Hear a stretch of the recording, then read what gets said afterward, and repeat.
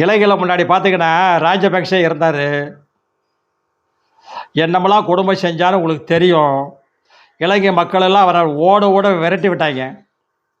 ஆமாம், ராஜபக்சவே விரட்டி விட்டாங்க. அவர் ஐயோ தப்பிச்சு ஓடி வந்து இந்தியாவில் தஞ்சம் அடைஞ்சிட்டாரு. இந்திய பிரதமர் தான் தஞ்சம் கொடுத்தாரு அவருக்கு.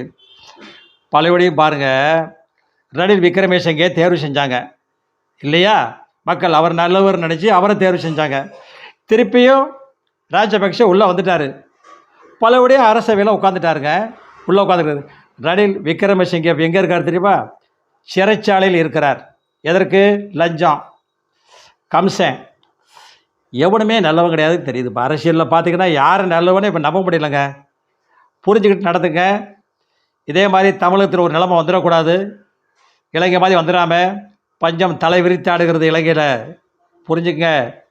பூரா ஊழலில் கொள்ளையடித்து நாட்டையே சுடுகாடாக்கிட்டாங்க இலங்கையில். அடுத்த விடையில் வரேன்.